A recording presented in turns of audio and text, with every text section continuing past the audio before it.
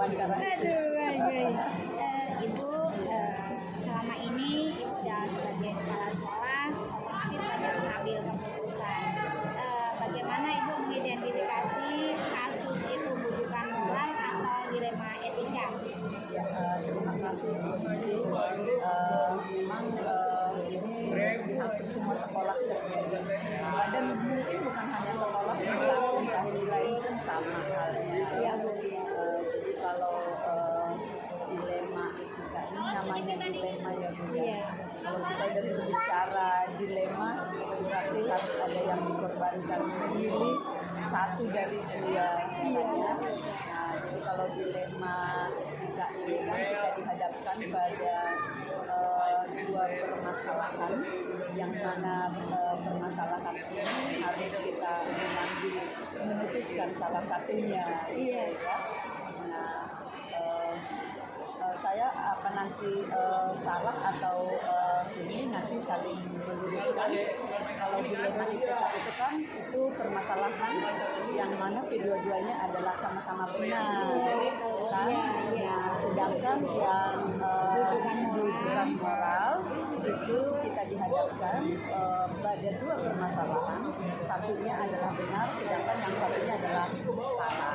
Nah, kalau menurut saya yang paling berat ini adalah dilema etika ya, karena dua-duanya benar. Nah, jadi terkait tadi bagaimana mengidentifikasinya, sebenarnya kita identifikasi ini kan terkait juga nanti jangan sampai salah kita mengambil keputusan ya.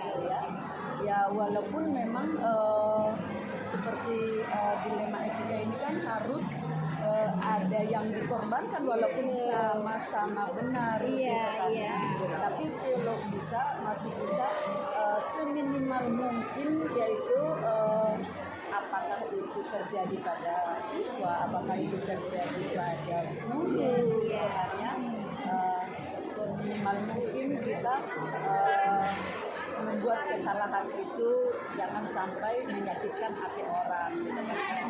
Kita identifikasi terkait dengan etika, moral, karena di sini kan berhadapan juga nanti dengan perasaan, ya kan? Iya, betul. Ini ada perasaan, kemudian di dalamnya ada yang harus dipikirkan itu perasaan, kemudian ada kebijakan, ada aturan, ada aturan juga di dalamnya. Jadi kan itu harus seimbang, tidak bisa juga semata-mata kasihan, tidak juga semata-mata kasihan, karena di baliknya itu ada kita harus terpaut dengan aturan yang berlaku.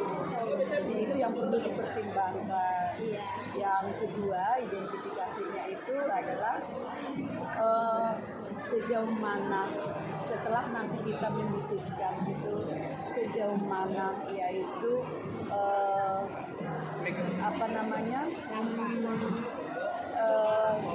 keterkaitannya, apakah nanti keputusan ini menghasilkan positif atau negatif, ya kan ya? Iya. Ini akan berdampak dampaknya ini positif apa negatif. Jadi tidak bisa kita egois sendiri. Tidak bisa. Nah, kita harus memikirkan juga pada si korban yang memiliki masalah tersebut, ya, sama saja anak ataupun guru gitu.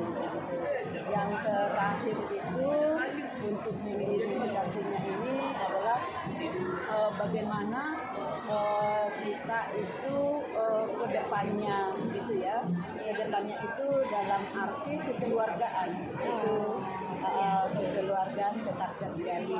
Nah, kalau menyangkut itu anak ini bagaimana tetap bisa menyelesaikan studinya.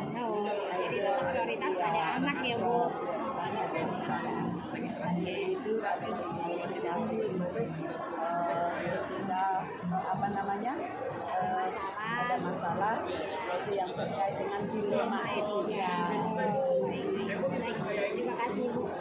Berikutnya, selama ini bagaimana Ibu mengambil keputusan untuk kasus yang sama-sama benar? Mungkin di sekolah kita banyak ya Bu, namanya dua-duanya benar. Bagaimana selama ini Ibu mengambil keputusan untuk kasus-kasus seperti itu? yang disampaikan dulu. Jadi emang lumayan banyak kasus ini di sekolah kita. Ya secara khusus juga untuk teman-teman guru ya, teman-teman guru. Yang untuk mengambil keputusan itu tidak mungkin saya sendiri. Tidak mungkin. Jadi biasanya yang selalu saya lakukan ini untuk guru ya, guru. Saya selalu mengumpulkan teman-teman manajemen, tingkat manajemen. Nanti menggunakan support manajemen Iya, menggunakan support manajemen. Di luar manajemen, saya juga sering meminta pendapat dari teman-teman guru senior yang dianggap dituakan. Yang dianggap dituakan. Nah, setelah ada kesepakatan di tingkat manajemen dan juga teman guru yang senior, itu saya sampaikan ke atasan saya. Ya, pengawas. Ya, kalau pengawas masih mengarahkan, saya harus menyampaikan ke atasannya lagi, tingkat yang lebih tinggi yaitu Kasudin. Saya juga biasanya menghubungi Kasudin. Menyampaikan berarti secara berjenjang ya? Iya, secara berjenjang. Jadi itu langkah-langkah yang saya ambil untuk membuat suatu keputusan kalau itu di tingkat guru ya, karena kalau di tingkat siswa kan berbeda ya. Iya Bu, baik Bu, selanjutnya langkah-langkah apa selama ini yang sudah Ibu lakukan dalam proses pengambilan keputusan baik itu siswa atau murid, siswa atau guru, langkah yang pernah Ibu lakukan? Iya, jadi Winti ini termasuk juga murid kita itu yang lumayan banyak punya kasus. Iya, macam-macam ya Bu ya. Macam-macam kasusnya. Gitu. Iya. Jadi kalau untuk guru dulu ya, kalau saya lebih melakukan pendekatan. Jadi dengan pendekatan ini saya bisa masuk ke dalamnya. Artinya saya berusaha mendalami permasalahan yang dialami oleh guru tersebut. Nah, setelah saya langsung dari yang bersangkutan, selainnya itu saya juga mendekati orang-orang terdekatnya.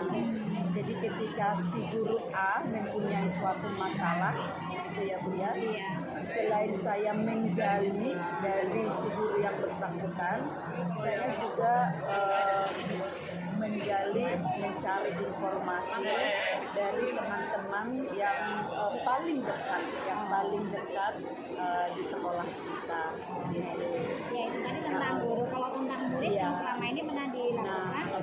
Saya karena kebetulan juga seperti yang pernah saya sampaikan kan, kalau ruang BK kita itu sangat terbatas, sehingga sering penanganan siswa justru ada di ruangan saya. Di ruang ibu. Jadi hampir semuanya kasus yang lumayan berat itu saya ikut langsung menanganinya. Oh, berarti itu ngawal ya Bu? Iya, ikut ngawal. Jadi bermacam-macam ya. Kasusnya bermacam-macam. Ada yang memang permasalahan ekonomi, ada yang permasalahan keluarga, ada permasalahan pribadi, ya. Nah, permasalahan pribadi ini kadang orang sepele gitu kan ya.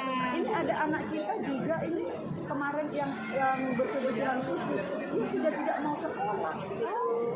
Nah, karena dia dari rumah itu sudah membayangkan betapa beratnya ini nanti itu, karena ada guru-guru tertentu menurut dia itu tidak mengkhususkan dia, karena seharusnya kan dia dikhususkan, tapi dia disamakan dengan yang lain. Ketika dia kerja kelompok atau mengerjakan PR, dia disamakan, tidak ada prioritas atau perlakuan khusus. Jadi dia begitu berangkat dari rumah, dia itu kepala udah terbebani. Akhirnya nyampe di sekolah itu sampai ibunya ditelepon, jemput saya. Karena ada dia mau presentasi, sedangkan dia tidak punya kelompok gitu di materi tersebut.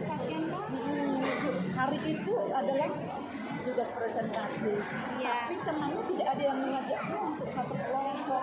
Dia udah ketakutan. Nah, hal hal seperti ini kan ya Bu ya.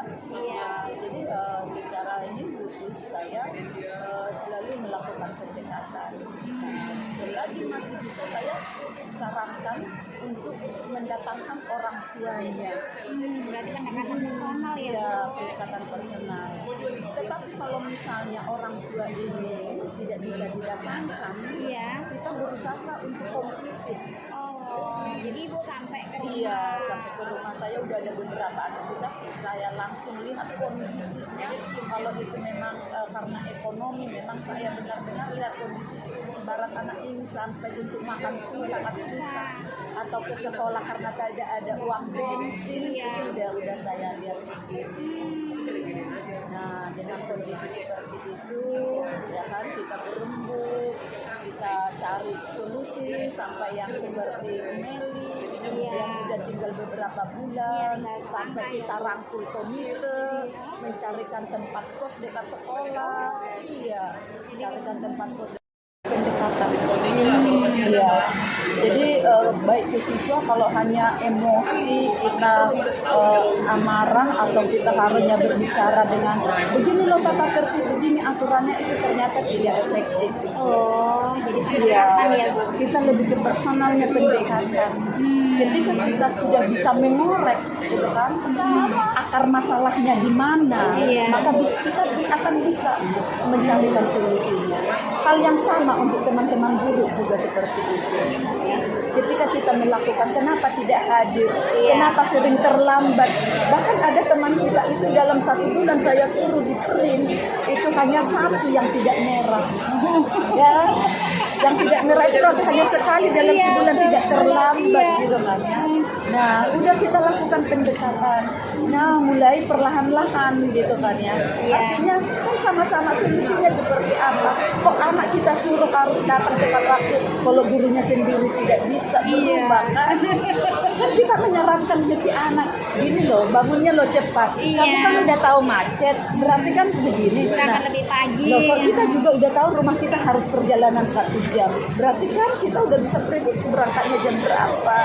Nah, itu jadi ya tidak semata-mata wah ini bikin surat SP atau ini ya. Jadi kita dekatin dulu kenapa sih masalahnya ada di mana. Jadi baik guru maupun siswa untuk sampai saat ini saya untuk pemecahan masalahnya itu yaitu lebih ke pendekatan. Cenderung humanis ya yang dilakukan. Iya. Baik Ibu, hal apa saja yang selama ini menjadi tantangan Ibu dalam mengambil keputusan? Ya, tidak gampang ya. Tidak gampang gitu. Dengan berbagai karakter, berbagai kemauan, berbagai tipe, berbagai pendapat ya Bu ya, itu tidak gampang. Jadi ya tantangannya itu saat kita sudah memutuskan gitu ya, belum tentu semua terima. Iya, karena selalu pasti ada yang pro kontra. Iya. Ketika kita juga berbicara perasaan, berbicara kasihan, berbicara aturan, ya kita kan tidak bisa kalau sudah kita berbicara aturan, ya kan ya, kita kan tidak bisa lagi membawa perasaan, gitu kan ya. Tapi kita sudah memutuskan berdasarkan aturan, maka akan ada yang bilang itu tidak punya perasaan. Gitu. Ternyata susah ya, tapi ketika kita mengandalkan perasaan gitu kan, pasti kalau itu apa sih kok nggak ada aturan di sekolah ini, yang seperti itu aja juga masih diamankan gitu contohnya. Jadi itu yang paling berat. Jadi memang Itu yang paling menyatakan persepsi karena maunya beda, keinginannya beda, maka yang berbeda-beda ini tidak bisa segampang itu kita satukan. Ayo monggo satu jalan gitu, walaupun selalu kita itu satu irama tapi itu tidak bisa, susah itu yang paling susah. Baik. Selama ini Ibu pasti seringkali menemui banyak masalah. Dengan masalah itu berarti Ibu akan harus memutuskan ya Bu ya. Iya. Apakah dalam proses memutuskan masalah Ibu punya jadwal atau tata kelola waktu atau mengalir begitu saja selama ini?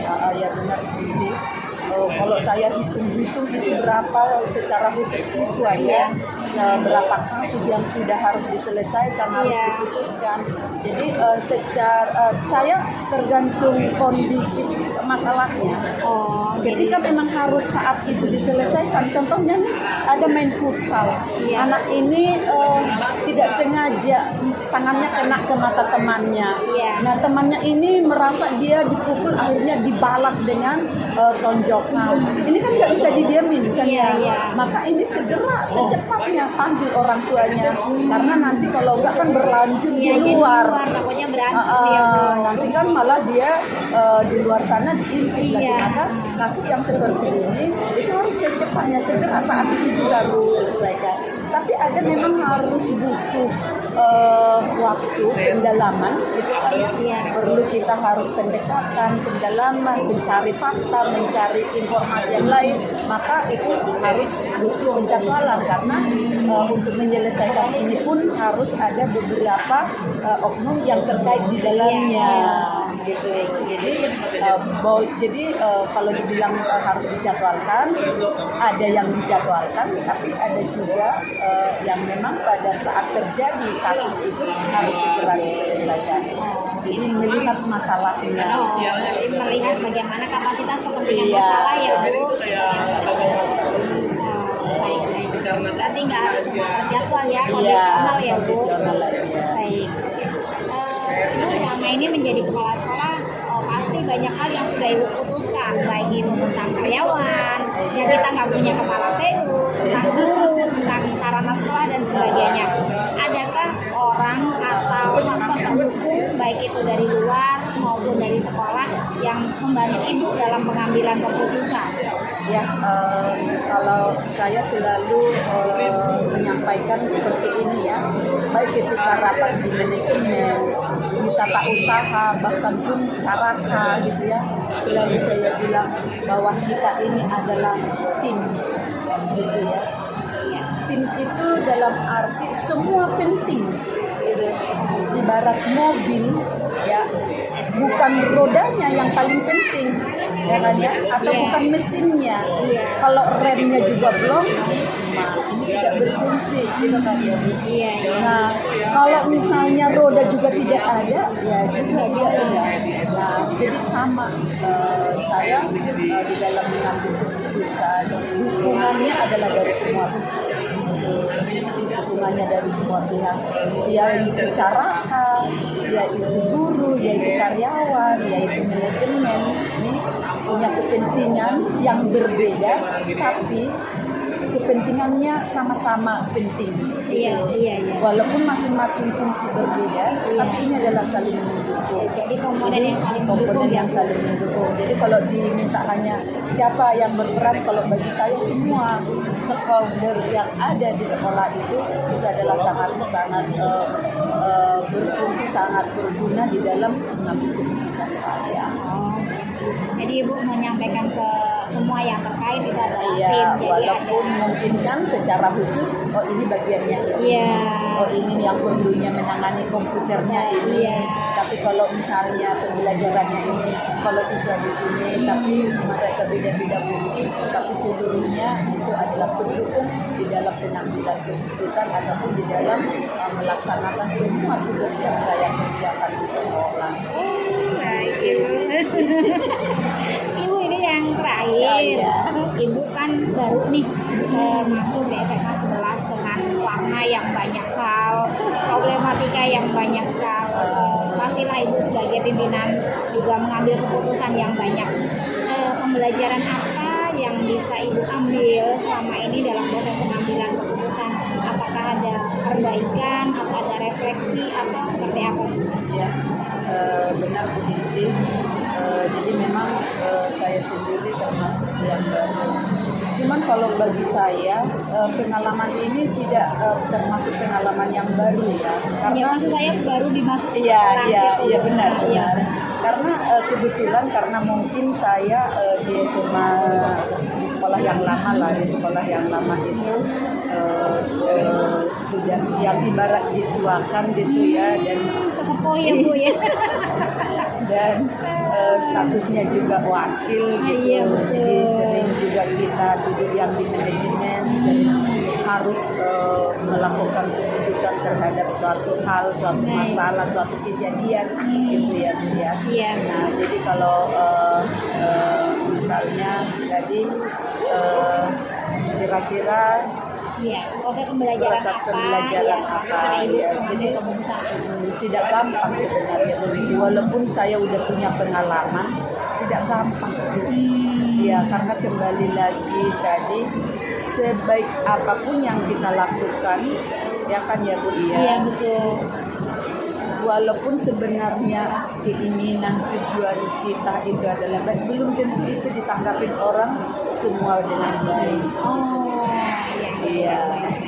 Iya. Jadi kadang kita udah niatnya baik, ya kan ya. Iya. Kita berusaha dengan baik. Karena juga terus terang saya juga adalah manusia biasa Iya. yang jauh dari kesempurnaan, tetapi yang masih banyak kekurangan. Walaupun pengalaman banyak, tapi tetap setiap langkah kita itu tidak ada yang sempurna. Jadi ya pengalamannya itu jadi saya hanya berfokus selama saya niatnya adalah baik, terlepas semuanya itu teman-teman bisa menerima atau tidak, nanti waktu akan bisa menjawab seperti ini. Karena kita tidak bisa memaksa orang untuk menyenangi kita sebenarnya. Iya, betul. Iya, tapi kalau dari niatnya kita berusaha untuk baik, ya mudah-mudahan itu nanti akan Orang pun menerima dengan iya, baik. orang